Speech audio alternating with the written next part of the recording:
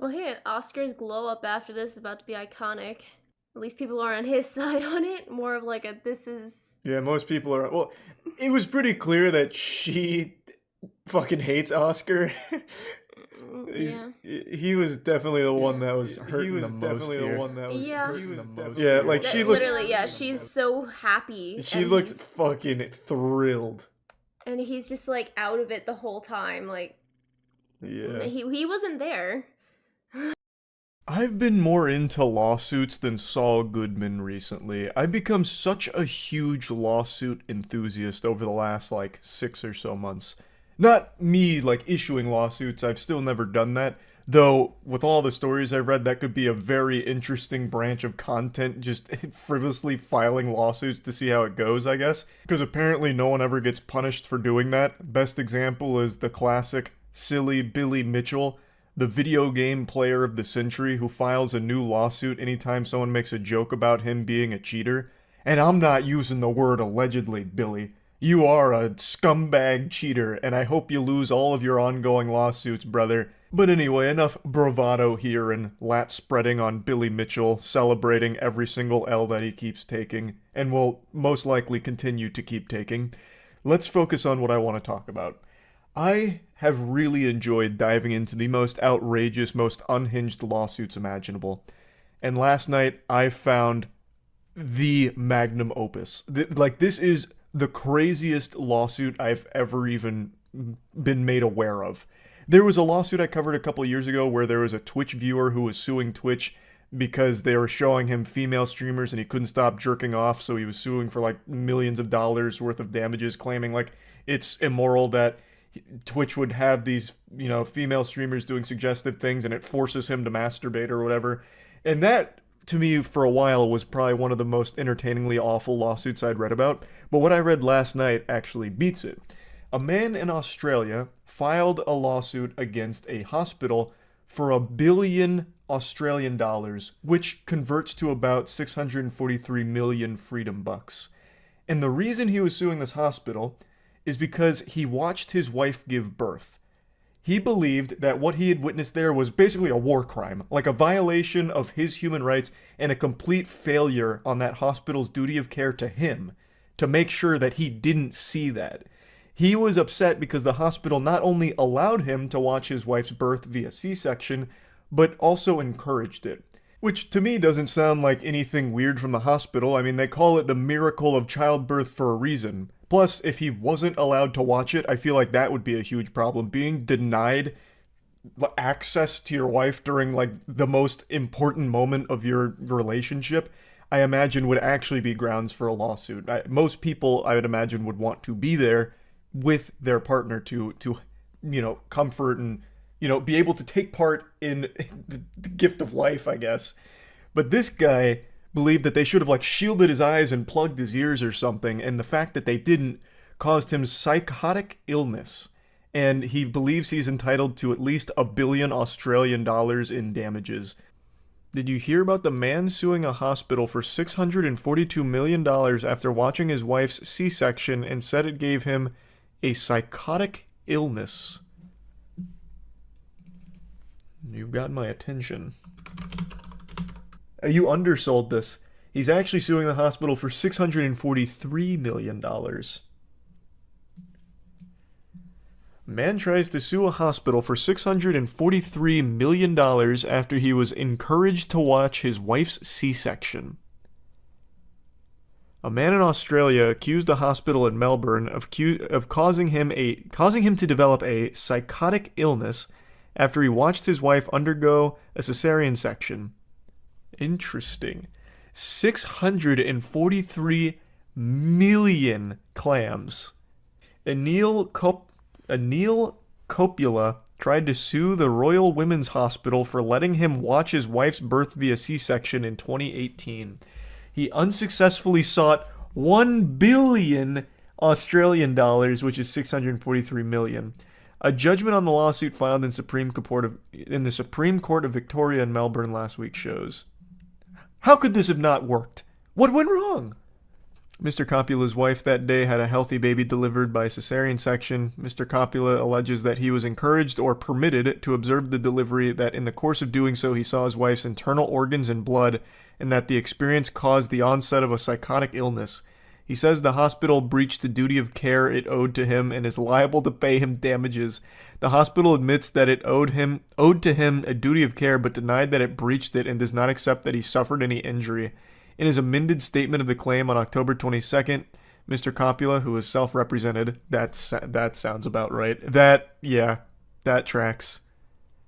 Assessed his damages for psychological injury at $1 billion. Isn't this so cringe? The human body is so cringe that C-sections are pretty common because we're not developed enough, we haven't evolved enough to make birthing efficient. So oftentimes they have to deliver the baby through the stomach. Evolution just is... It's got to catch up. We've got to redefine the meta. Birthing should be like the most efficient thing humans are good at. It's like the whole purpose of being an organism. To reproduce. I was just talking to my mom about that.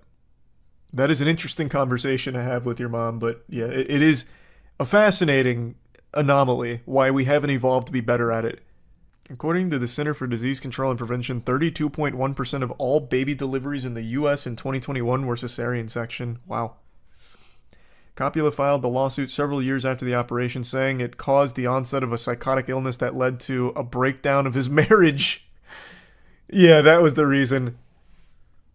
The reason me and my wife broke up is because I had to watch her get a C-section, and I've never been the same. I couldn't look at her the same way. She grossed me out. It was so fucking yucky. I hated her for it. And I hated the hospital for making me see her like that.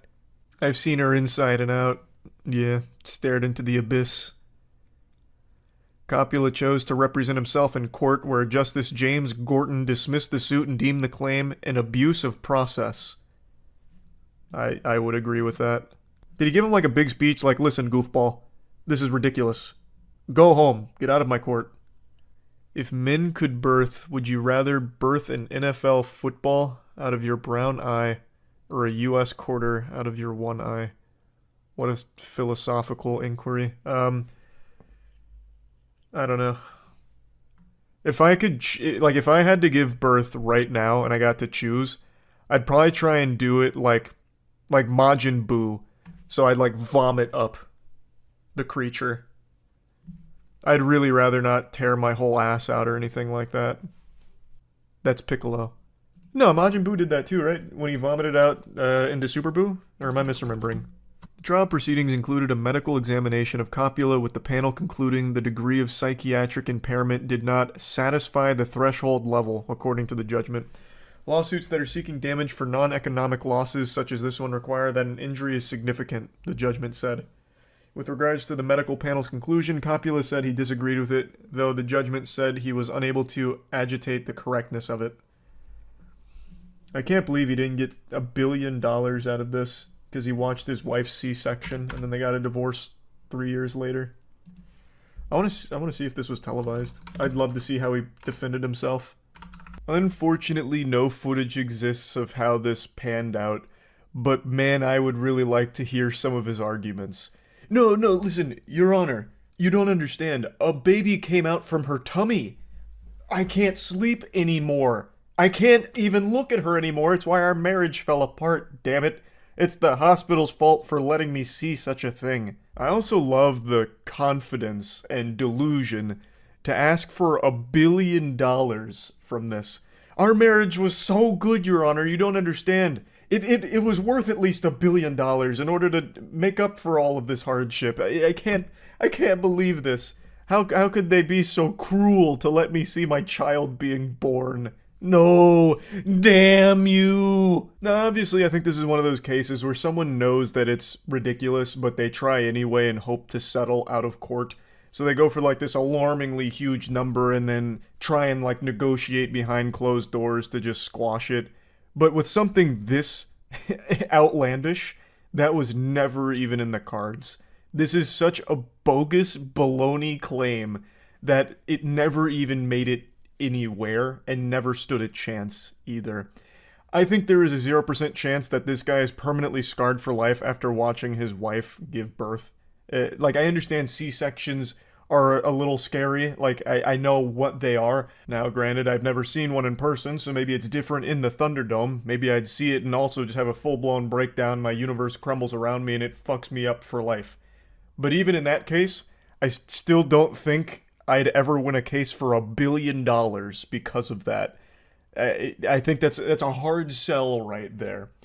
But yeah, I just wanted to talk about this one a little bit because this one had me giggling. This is probably this has to be among the largest asks for a lawsuit based on legitimately nothing. So yeah, just wanted to talk about this a bit. That's it. So yeah. I find it disgusting that more people aren't aware of this lawsuit that's going on right now, so I'm going to do you all a favor and take you by the hand and show you the light. You know, I'm no hero, okay, but please pat me on the back for the bravery anyway. Right now, there is a $3 billion lawsuit going on that names some of the biggest celebrities in the world. Dwayne "The Rock" Johnson, Michael Jordan, and even Chris Benoit. Chris Benoit, many of you probably raised an eyebrow to because he's been dead for well over 10 years now, and he has just been named in a $3 billion lawsuit for conspiracy to kidnap a woman and her children. I'm sure all of you are familiar with the story of Chris Benoit. He was a damn near household name in the wrestling scene, and he ended up killing his family and killing himself. It's a horrific, tragic story, and he's been dead for a long time now. He has been decaying in the ground for a while. And the children here that are talked about in the lawsuit, from everything I've read, were not alive when Chris Benoit still inhabited this corporeal dimension. Which would mean that post-mortem, from beyond the grave, Chris Benoit's spirit would have had to been conspiring with this massive Illuminati network here to commit this kidnapping crime. Which is a bold claim. This is a lawsuit that comes from a former wrestler named Raka Khan, who alleges that there was this massive conspiracy to kidnap her and her children, and she is seeking $3 billion and named not only a ton of celebrities like individuals and pretty much every wrestler that has ever breathed over the last 100 years. I wouldn't be surprised to find Andre the Giant buried somewhere in the list of culprits. But she is also naming entire companies like Home Depot. I shit you not. Home Depot is listed as part of this conspiracy to kidnap her and her children. It is outrageous. Now, of course, I don't want to rule out the possibility that Home Depot has a seat at the New World Order, and the first order of business was to kidnap her and her children, but with the amount of people and companies listed here, it seems unrealistic. Because, like I said, it wasn't just Home Depot either. Bank of America was listed. The FBI, the entire FBI. There's all these companies apparently had skin in the game, and they're all listed now in this $3 billion lawsuit. Honestly, by the end of reading this list, I was half expecting to see my favorite breakfast restaurant listed here, which is just a mom and pop local restaurant. And I thought, you know what, everyone's guilty out here. But yeah, it's pretty outrageous, and I've done a bit of research now on Raka Khan, and she's unfortunately had a lot of bad things happen to her post-wrestling career, as well as even during her wrestling career. For example, she dated Kurt Angle for a while, and there was 2009 incident where like abuse was alleged, but then it was later kind of dropped. But it was very messy, very muddy and fishy, but overall a lot has happened to her throughout her life. And in 2019, she even landed herself on the most wanted list for El Paso. It's a really wild web, and the lawsuit is pretty concerning, honestly. I went over it all on stream, so I'll just play those clips for you to give you a deeper insight into all of it. Yeah, I'll look up the Dwayne "The Rock" Johnson lawsuit. Here. Someone mentioned that earlier, I forgot to look it up. It was apparently named in a multi-billion-dollar lawsuit from a former WWE wrestler. Holy shit, it's a kidnapping lawsuit. Oh, that's right, live action Moana. Maybe he's being sued because of how horrible that fucking idea is. They're kidnapping the audience's patience. The FBI is named in the lawsuit. Wow, that's awfully ambitious. Her complaint, most of which is made up of those being sued, alleges that those named worked together in a conspiracy to kidnap her and her children.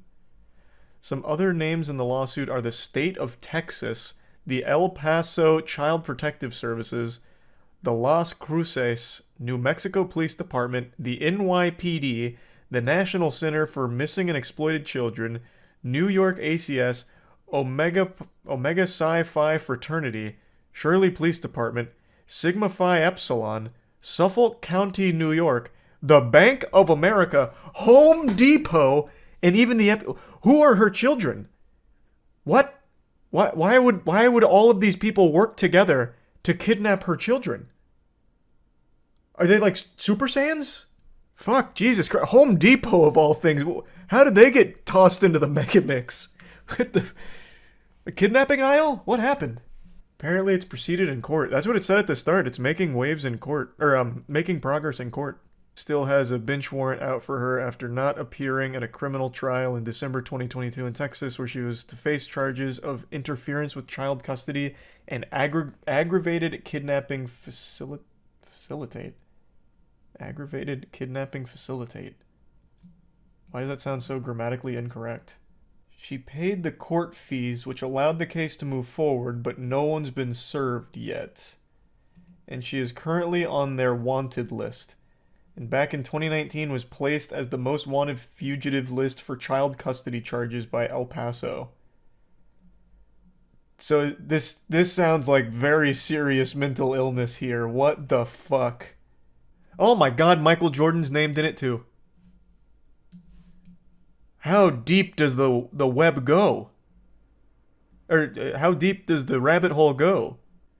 If I'm reading this right, The Rock, The Miz, Chris Benoit, Mick Foley, and others conspired to kidnap Raka Khan and her children. Chris Benoit has been dead for fucking 2 decades almost. So the ghost of Chris Benoit conspired to steal her and her children? When did she allege that this happened, this conspiracy? This is so wacky. Holy fuck. Home Depot trying to be the next Wayfair. Yeah, I guess so. This is the next storyline for the WWE. Oh, man. Fuck, if only the MWL could get in on this action. We'd use this lawsuit for one of our storylines in a heartbeat. This would be huge for us. But I mean, yeah, this is fucking serious delusion. Especially because she's paying a ton of money for this, clearly. She paid all of the fees in order to push this through the court system, apparently. That's a big chunk of change right down the shitter. Oh, wait, you're right. Wait, Billy Corgan is also named in here. Did she just start naming everyone in the wrestling industry from, like, all promos everywhere? Am I in here? Is the MWL named in this? Fucking Dow Jones listed on this, lawsuit? I can't find the lawsuit, but we got some super sleuths on Twitter that were immediately able to point out some some very shady business of this lawsuit, which is shocking. I mean, everything here seems watertight and sane, but they noticed that her child, that I assume she is referring to a potential kidnapping victim of this massive Illuminati conspiracy kidnapping case, was 4 years old in 2019. So that would mean Chris Benoit had already been dead and buried and literally a fucking skeleton in a coffin at this point. So when she was placed on the most wanted fugitives list, her child was 4, and that was in 2019. So Chris Benoit, he must have been like haunting the family, plotting this one. You're forgetting about potential time traveling shenanigans. I didn't even stop to consider time dilation. You're not wrong. How much is she asking for in damages? $3 billion. Yeah, you must have missed the most important part. Thanks to Resum, Nigel. You think they'll settle? Brother, if a single person listed in this lawsuit even gives this a moment of thought, I would be shocked. No, they're not going to settle for anything. Though, if they want to, they can do it in the squared circle of the Moist Wrestling League. We'll have ourselves our first lawsuit match. We should start suing people like this as a form of networking. Not wrong, Aaron. This actually might be the play. How is Michael Jordan involved if it's all wrestlers? Because it's not all wrestlers. Brother, the FBI and Home Depot are listed here, and Bank of America. It's just she also listed every wrestler ever as well. Legal Eagle on YouTube says she has a legit lawsuit. I already know, I'm just being lied to. Legal Eagle did not just cover this lawsuit. There is a 0% chance. But I'll look it up anyway. I don't know why I'm doing this. Hey. Shocking. Nothing from Legal Eagle here. What the fuck did I just read here? Home Depot was an amazing street fight wrestler. His Fampus top rope 2x4 smash. What the fuck? I feel like I know what you were going for, but everything went wrong in the sentence and made it much better. I don't know what a Fampus is, but fuck yeah. Won't this mess up The Rock's work with Disney? No, man. I don't think it will. I mean, hey, I'd actually love to be wrong about that. A live-action Moana is criminal. The movie's not even 10 years old. So if it does impede on that, then this lawsuit was worth it. But there's a 0% chance. I've said for years now, one of the most evil companies on the planet is Disney. I imagine the board of directors is a who's who of supervillains. You probably got Mickey Mouse right next to Lucifer in that seat. It is always shocking to see just how low they'll stoop for the sake of a couple extra doubloons. They're like a real-world Umbrella Corp, but instead of manufacturing the T virus that turns people into zombies, they manufacture the D virus that turns people into Disney Defenders, where they'll always fight their PR battles for them and constantly empty their piggy bank for anything Disney slaps its fucking logo on. It's sickening, even when they are completely in the wrong. I've been following a story for the last couple days, and I imagine some of you have as well. It's a very sad story about a woman who had an allergic reaction and died after eating at a Disney Springs restaurant. And the holly jolly old assholes at Disney are arguing that because the husband signed up for a Disney Plus trial in 2019, he agreed to terms that would basically turn this lawsuit into toilet paper. To any sensible human being on the planet with a functioning frontal lobe, you're probably asking yourself, how does a Disney Plus trial at all have any grounds for this lawsuit when the allergic reaction happened at one of Disney's parks? It's not like his wife had an allergic reaction to the dog shit Disney Plus is feeding them. She passed away because of a complete failure from the restaurant. It is entirely their fault. So the couple chose to eat at a restaurant called Raglan Road Irish Pub, and they told the waiter that she had severe allergies to dairy and nuts, and she was unequivocally assured the food would be allergen-free, and they chose this restaurant because it is apparently very accommodating to people with allergies. So when the order arrived, there was no allergen-free flags, so they inquired again if it was allergen-free and were once again assured that they were safe for her to consume. 45 minutes later, she had an allergic reaction. Even after administering an EpiPen, she had difficulty breathing, collapsed, and later passed away. And the husband is rightfully trying to sue Disney for this because it is a colossal fuck up here.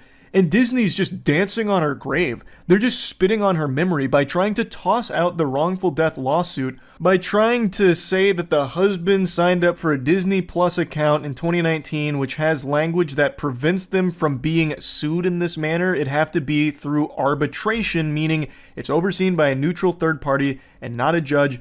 And also, he had apparently agreed to similar terms when purchasing a park ticket online in September 2023. So this opened up a massive can of worms here about all of the sneaky, scummy shit companies sneak into their terms when you sign up for services or if you purchase things online. You know that shit that every human being on the planet skips through with agreeing to terms and conditions? Yeah, it turns out sometimes there's some really awful shit in there. I wanted to wait before talking about this because I've been talking to a lawyer about it because I was very curious if there is any legs at all for Disney to stand on here. But I just couldn't wait because I've already seen a couple of conversations about why it's entirely this couple's fault for gambling with their food allergies. The state of the world is so fucking saddening.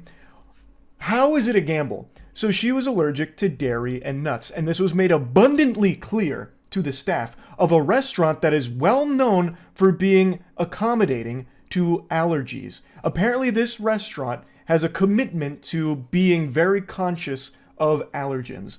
So they chose this restaurant for that reason and made it very clear multiple times that dairy and nuts were a problem. And they were assured multiple times that the food they had ordered was not going to pose any problems for that allergy. They did everything they could. That's not gambling, you absolute Cro-Magnon that are arguing that it's actually their fault, Disney's blameless. This is what I'm talking about with the D virus. People falling over themselves to try and take bullets for Disney. It is a fuck up from the restaurant and by extension, Disney. I know they have more money than God, but even still, this is such an outrageous claim to be making because signing up for a Disney Plus trial should have no effect on what happens at a Disney park. That's not related at all. It shouldn't extend to that. Just imagine if that was normal. Let's say you're on a Boeing flight and all the screws on the flight all of a sudden just spontaneously pop off like a water balloon exploding, and all of a sudden your plane just disassembles itself in the air and you die. Everyone dies on board because the Boeing flight malfunctions, as Boeing flights are known to do these days. Well, what if Boeing said, that's a real shame about that, but, we can't be held liable for this because every single one of them, when purchasing their tickets online, agreed that no matter what happens, it's going to have to go to arbitration, so sorry about that, but really condolences. I am super confident that wouldn't work. You can't just have this blanket statement of, whatever happens, not our fault, and you agreed to it. See, you said right here, doesn't matter, you're fucked. Like, that can't work. And from what I've heard from a couple of lawyers that have talked about it online, as well as a couple conversations I've had, this doesn't really protect Disney, but this has become so common in contracts as a way of trying to weasel big corporations out of liability. But it's still scary because it does give them some leverage to fight on. It gives them an angle, and with the amount of money they can pour into defending themselves, it's going to make it very hard for normal people to fight back, even when Disney is 100% responsible for the tragedy that occurred. But at least Disney's very apologetic here. We're deeply saddened by the family's loss and understand their grief. Given that this restaurant is neither owned nor operated by Disney, we are merely defending ourselves against the plaintiff's attorney's attempt to include us in their lawsuit against the restaurant. They're fundamentally going, we don't know those guys. They just use our land. We're kind of just like a landlord. We are not associated with those scoundrels over there at all. No, not us. Nope. You're coming after the wrong guy, bub. Go after them. Not our fault. And if you do want to go after us, you can't really because your Disney Plus free trial from 2019. Did you forget about that? Eek, sorry. Now, the lawyer representing the family called it absurd and preposterous, saying that the case is based on the incredible argument that any person who signs up for an account, even free trials that are not extended beyond the trial period, will have forever waived the right to a jury trial, which is pure insanity. And they also argue that Mr. Piccolo, the husband, agreed to the terms of use for himself, but he's now acting on behalf of his late wife, who never agreed to the terms, which I think is a really strong point. I think the lawyer is right here. His wife never signed up for the Disney Plus trial, thus she shouldn't be subjected to the fucking shackle and chains that apparently every Disney Plus subscriber is now succumbed to.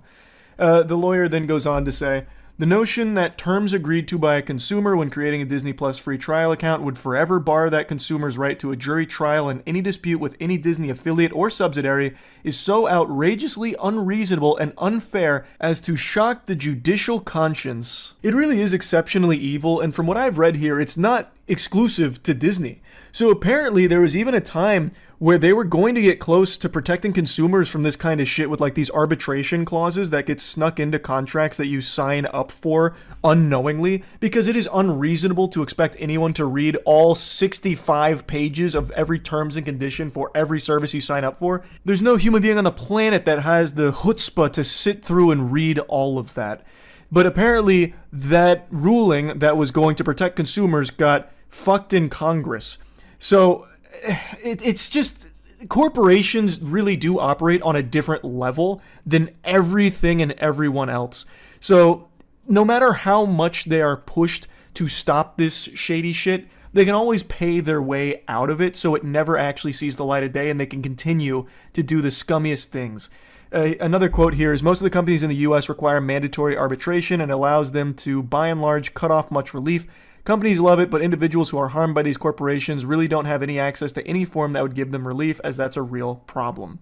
It just limits consumers' options. It protects companies by fucking consumers in the face. The Supreme Court's view is if you don't like it, don't sign it. Which is a super easy position to have for all the troglodytes in Supreme Court because they're so ancient and archaic that these geriatric fossils don't sign up for anything or any service because they don't even know what a goddamn computer is. They're still learning about that mystical, magical thing called the cyberspace and the internet. So they don't even know what the fuck this is. All they need to know is what the corporations tell them they need to know. But every normal person in the world all has different services that they have to sign up for. I'm not talking about just like entertainment services. Like, no one needs to have like a Netflix account or anything, or Epic Games account or something. But even just like, I remember 10 years ago when I was in my apartment, there was an online sign up I had to do that had pages upon pages upon pages of terms and conditions. And I didn't read through all of them. I feel like most people don't read through all of them. Banking online, all types of services that are literally required for most normal people all have tons and tons of terms and conditions, and they are probably sneaking in some truly heinous shit. And this story right here helps shine a light on some of it and how unreasonable it is. And the Supreme Court saying if you don't like it, don't sign up for it is just, that's not realistic. It's just not at all. But yeah, anyway, this shit is super horrible. Disney super sucks. That's about it. See ya. Right now, there's an extremely interesting lawsuit going on between Activision and Anthony Fantano of The Needle Drop, the internet's busiest music nerd. And it's a real eyebrow raiser, I'll tell you what. For starters, most of these publications refer to Fantano as a TikTok music critic. That's the most disrespectful shit ever. That's like cheerleaders laughing at you right to your face, pulling your pants down. Like, that's so embarrassing to get labeled that. They're spitting on him. Fantano's been on the internet long before TikTok ever even existed as an idea, so I'd have to give those headlines a light too. But anyway, when reading those headlines, what I expected in this story was Activision being 100% in the wrong and bullying a creator because they are a company known for shady, awful, garbage, horrible, horrible things, as well as being unbelievably greedy. So I thought this would be a case of that, them strong-arming a creator and wiping their ass with their face. But after reading through the actual lawsuit and going over the case, it's super weird because Activision is still a supervillain, greedy, evil corporation, but the argument they're making in this lawsuit is actually one that helps normal TikTok users. I want to make it clear right away, I am not a fan of Activision. You certainly won't find me pumping my fist for that company. I am no Activision enthusiast. I am, however, an Anthony Fantano fan. So this was a really weird case because I don't see how Anthony Fantano could possibly argue his side. Melon magic can only go so far, and in this case, I don't think it'll be far enough. And if Anthony Fantano did somehow win, it could open the door to large-scale exploitation of a system a lot of normal TikTok users rely on. And I'll explain what I mean in a moment. And I want to be clear right now, Anthony Fantano has not spoke his piece on the subject yet, probably because it's a very touchy legal matter, so it'd be very difficult to speak on it. So I can only really give you the perspective of what's been laid out so far, and maybe that'll be subject to change as it continues, but basically right now, Anthony Fantano had a very popular meme of him go viral called Enough Slices. It's a meme that's been used endlessly on TikTok. It's become a very popular meme.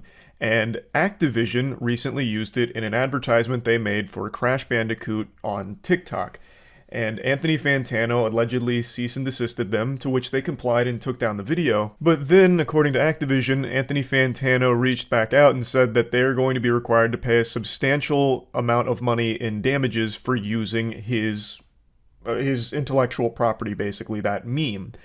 And they said, no sir, we're not playing ball here. That's not a game of foosball we're interested in engaging in. So they are countersuing Anthony Fantano and looking for a declaratory ruling that states that he will no longer be allowed to try and get money out of users or companies that use his meme clip because they say that Enough Slices meme was knowingly entered into the commercial sounds library on TikTok. Now, most of you have probably already activated your super sniffer and smelled a little something fishy here because there is a big difference between a normal TikTok user, fucking Cliff Blast Cleaver using Anthony Fantano's Enough Slices meme for a goofy little TikTok he made, and a company like Activision using a meme he made to sell a product. They're very different. It wouldn't be unheard of to be okay with a normal person using your meme and not being okay when it's a company using it to sell a product that you don't agree with and you don't like.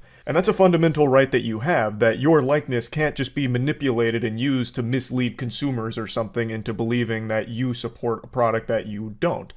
And this is what makes the case really interesting, because in here, what they used was a meme from Anthony Fantano that they are arguing was opted into a program called the Commercial Sound Library. And in the Commercial Sound Library's terms, it very clearly states that when you opt in here, when it is part of this directory, that it is completely fair game for companies, brands, advertising partners, and normal users to use for any and all purposes whatsoever, which does include paid content and advertisements. Now, since the ad was deleted, I'm unsure if they used Anthony Fantano's actual video clip that has his face in it, or if it was just the audio. I'm really not sure.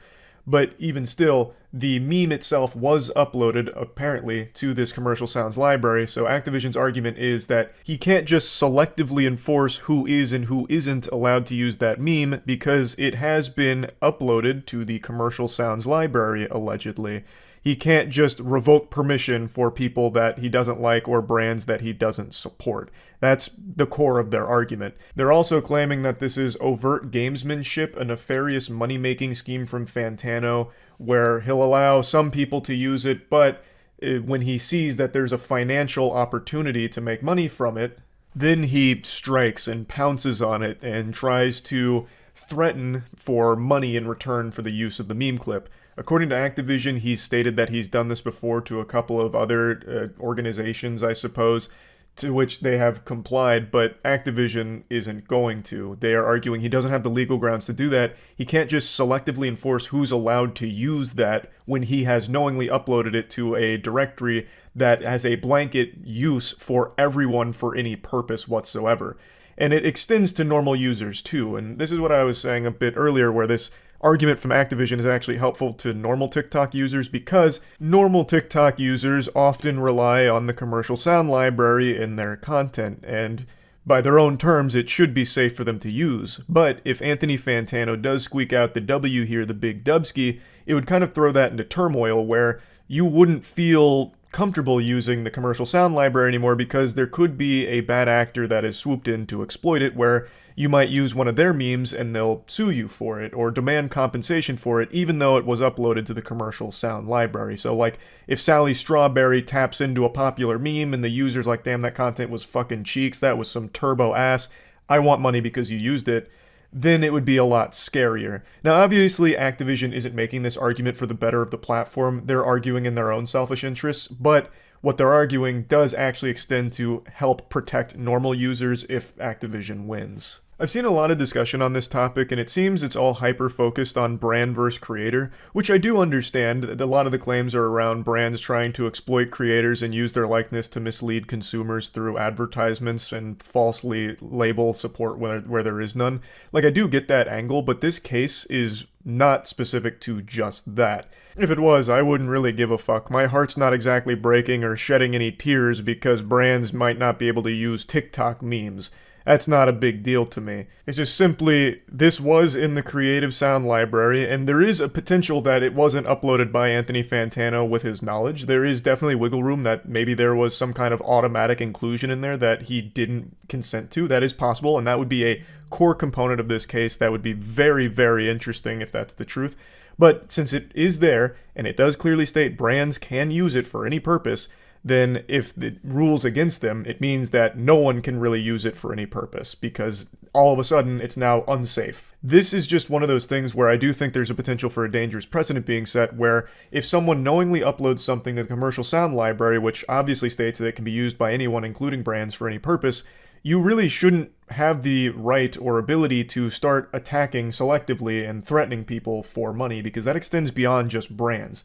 That extends to literally any user ever. What's to stop me from uploading tons of audio and sounds and shit to the Commercial Sound library as bait, and then just going around cease and desisting and demanding money from people that use it because they were under the impression that it was safe to use?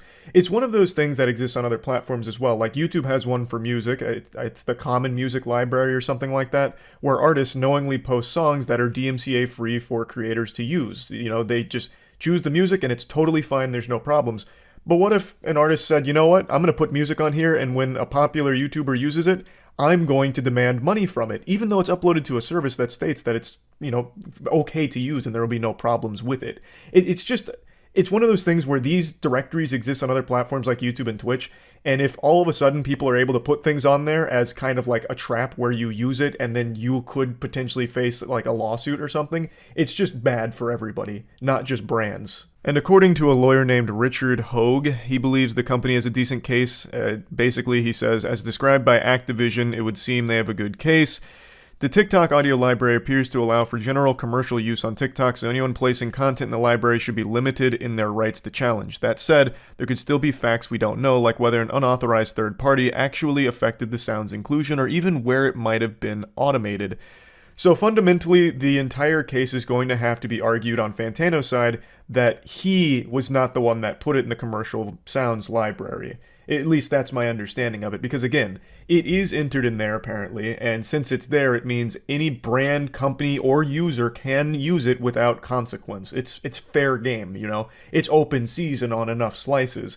So Activision's saying, since that's the case, Anthony Fantano can't try and threaten them for money because they used it. And Activision is seeking a declaratory ruling that will prevent not only Anthony Fantano, but anyone on the platform, any kind of bad actor perhaps, that might come forward to try and extort money out of users that use content from the commercial sound library, when it's totally in their right to use that content. The only thing that can really win this for Anthony Fantano, I think, is if he can prove that he wasn't the one who opted into the commercial sound library for the Enough Slices clip. It was some kind of third party that automatically entered it in there without his knowledge, or it was, a fucking burglar broke in and in the middle of the night uploaded the Enough Slices audio or meme clip to the commercial sounds library. I feel like that's the only thing in this case, but even then, I still don't know how liable Activision would be for damages, because it's not like they would know that it wasn't Anthony Fantano that uploaded it. It's there, thus you would work under the assumption that the user is the one that put it there. So the whole case is just really messy, and it really fucking sucks because I very much dislike Activision. I really fucking do. But here, I just don't really see how Anthony Fantano has a good argument in this case. I'm going to go ahead and just play all the stream clips where I went through this from the very beginning here so you can kind of follow along with the entire story. I kind of just broke it down here in the beginning, but in the stream clips you'll get to get the entire, situation. So I'll just go ahead and let that rip. The game company claims Anthony Fantano is misusing intellectual property laws by threatening to sue TikTokers over a widely memed audio clip. Video game giant Activision is suing a prominent TikTok music critic over a viral audio clip that he created, claiming he is unfairly demanding that some of the social media users pay him an extortionate settlement after they reused the heavily memed clip.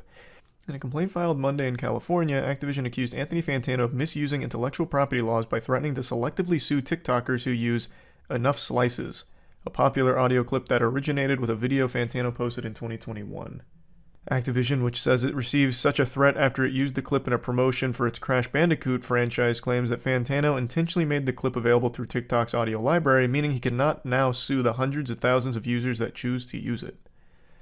This dispute is a textbook example of how intellectual property law can be misused by individuals to leverage unfair cash payments, Activision's lawyer wrote.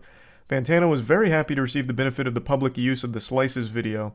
It was only after he identified a financial opportunity, namely receiving unjustified settlement payments, that he suddenly decided that his consent was limited. This law does not permit, and the court should not countenance such overt gamesmanship. That is interesting. If you make something available through the TikTok audio library, I'm very unfamiliar with the platform, does that just waive your right to enforce, IP law on it? Probably. Makes sense. It's like a public audio repository. Well, what I want to know, if on TikTok, do things just enter the TikTok's audio library by default just by posting?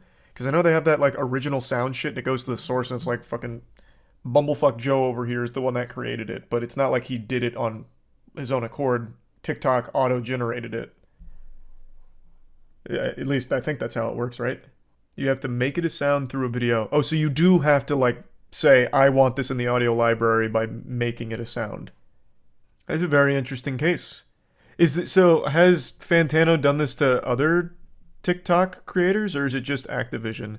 And if it is other creators and not just Activision, I wonder what the legal ground is for using it in an official ad.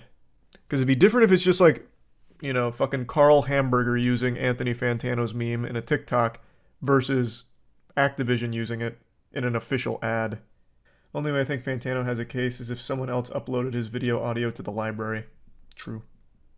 In its lawsuit, Activision says there's an obvious reason why this clip was used so widely. Fantano deliberately and knowingly added the audio to TikTok's library, making it easily available for millions of other users to incorporate into their own videos. They say he even opted into the commercial sounds library, which means he agreed his clip could be legally used in promotional videos and brands. That sounds like a dagger if that's true. That sounds like it's open and shut if that's the case, if that's real. If he opted into the commercial sounds, that seems like he waived all rights on that. I don't know how he'd win this case. The company says it was surprised when it received a legal threat from Fantano after it used enough slices in a TikTok video depicting the creation of custom Crash Bandicoot sneakers. He allegedly told the gaming giant the use of his clip not only used his name and likeness rights without permission, but also violated federal trademark laws by suggesting he had endorsed the company's games. Which is a real thing. You can't do that. But if it was made readily available on the Commercial Sounds library, I don't know how you're supposed to argue that you didn't give your permission. That's what this is for, I imagine. This is what it's for on every other platform. Maybe it's different on TikTok. Activision says it agreed to pull the clip down, but Fantano demanded the company either immediately pay him substantial monetary damages or be prepared to defend a lawsuit. The exact amount of money demanded was not included in the lawsuit, but Activision says Fantano asked for a six-figure sum and said that other companies had paid a similar sum in order to avoid the expense of litigation. What the fuck? On his Dr. Evil grind, $1 billion. Hey, I'm always rooting for the little guy here. I don't know how you're supposed to somehow argue that what they did is illegal and violated federal trademark laws if it was knowingly agreed upon to enter the Commercial Sounds library. That seems like it's an uphill battle, but I mean, that maybe there's more to it. This is right now just Activision's lawyer. With Fantano's approval and encouragement, hundreds of thousands of TikTok users have incorporated Slice's audio into their videos over the past 2 years. But now, Fantano has embarked on a scheme whereby he selectively threatens to sue certain users of the Slice's audio unless they pay him extortionate amounts of money for their alleged use. The commercial music library from the TikTok's ad manager. Let's see. In order to get it there, it's called Commercial Sounds. Even in the own post, Commercial Sounds. But it's listed as the commercial music library. Okay, I see. So this is it. This is correct. CML features commercial sounds, both with and without lyrics, whatever. Who can use the commercial music library? Is for TikTok users that use TikTok for marketing, advertising, sponsorships, endorsements, or publicity, including official brand accounts, their promotional partners and creators, NGOs, and government organizations. You can also use the commercial music library for organic and paid content. This sounds like it's kaput. If it was uploaded there by Fantano, I think it's probably checkmate. Yes, sir, lawyer critical. Hey, man, it's just basic reading comprehension. If I uploaded me saying, woo, yeah, baby, to the commercial library, I can't exactly be upset if all these brands start using it. I can't then start looking for compensation. Yeah, you can. No, I can't. I literally cannot. Do you agree that your sound can be used by brands, marketing, endorsements, sponsorships, and all of that? Yes. Okay. And now I don't. I've changed my mind. You can't. Why? Because you signed. It's here. You put it here. It's literally the SpongeBob scene of, is this your wallet? Like when Man Ray's trying to return the wallet to Patrick. Was the advert also on TikTok? Apparently, yes. According to this, it was a TikTok video they made about Crash Bandicoot that used the sound. I think Danny's right. I think he'd have to prove that he wasn't the one that uploaded it to the commercial sound library. Even then, that wouldn't be on Activision. Them taking it down at his request would have been more than enough. True. That would be true. They would have no idea that it wasn't him, but instead his evil twin that uploaded it. I mean, you're not wrong. And they did take it down. They just said, "Oh, okay, we'll take it down." And now they have to defend themselves against a lawsuit, or they have to defend themselves against legal threats, and are now issuing a lawsuit as a counter. Are you talking about this last sentence? Activision is seeking a so-called declaratory ruling that Fantano cannot sue TikTok users over the clip. They're saying that Fantano can't go after anyone that uses the clip because they're well within their rights to, since he waived the rights by putting it on that commercial library. I'm confused. This trial about Okay, here's a little advice to all of these publications writing articles about this. Change the title. This title has confused everybody. Actually, reading through the case is very different. In a nutshell, Anthony Fantano had a very popular clip, meme clip, which was entered into the commercial music library, commercial sound library, whatever, on TikTok. It became usable, so a lot of people used it on TikTok, including Activision. And when Activision used it, Anthony Fantano threatened them, forced them to take it down, which they did, and then said, if you don't pay me a six-figure sum, allegedly, then you're going to have to defend them. You're going to have to defend yourself in court. And then apparently also said other companies have paid a sum to avoid this. So now Activision is suing, saying, no, you can't do that. You uploaded this to the commercial sound library, meaning anyone can use this, including companies. And Activision's right. It's literally in the exact terms on TikTok that the commercial music library is usable by any brand, any user, anything for any purpose. You consent to that being used anywhere when it is uploaded there. I don't know how he would win this one. But I'm no Activision fan, so if he squeaks out a dub from this, that'd be fucking crazy. That would be wild. I have no idea how he'd do it. I don't even think Saul Goodman could pull this one off, but if he somehow did, that would be unreal. That is a good point, actually. Okay, you made a good point, Otaku. Cool name as well, I guess. It'd fuck everyone else by letting him win and set a precedent that you could pull your agreement after making it. That would be actually pretty dangerous. If Fantano does win, he sets the precedent that even if you upload your sounds to the commercial sounds library, meaning you waive the right and anyone can use it for any reason without compensation, if he does win, that means anything uploaded there is fair game for a lawsuit if you use it. That's a very good point. That's very true. That would be bad. There are a handful of YouTubers that are currently being sued for $1 billion in a class action lawsuit right now due to them promoting FTX. I don't need to read you the bedtime story of the FTX collapse and disaster. In a very quick and dirty nutshell, it was a very, very large cryptocurrency exchange. You may have even seen the commercial with Larry David where it was, don't be like Larry. Crypto's coming and you don't want to miss it, so hop on board, choo-choo, this shit's going right to the moon, that kind of thing. It was this big hype train that seemed to have no end until it ended. The whole thing went tits up, completely collapsed, and was worth less than the gum stuck under your school desk. It was revealed to be fundamentally just a giant scam, and the person behind it, Sam Bankman-Fried, this weaselly goblin homunculus, was basically just a big fraudster, the puppet master behind this whole thing. And so the train derailed, and instead of spilling vinyl chloride, it spilt dust, because there was no money in there at all. So many people lost so much, it was a complete catastrophe, and since the days of its crumbling, a lot has happened. Not just with the people on the inside like Sam Bankman-Fried, but even the people who were loosely connected to it, like brand ambassadors, for example. They've already put Tom Brady, for instance, in the crosshairs. Tom Brady was a big FTX shill, as were quite a few other celebrities, but one of them I'd like to make special note of is Shaq.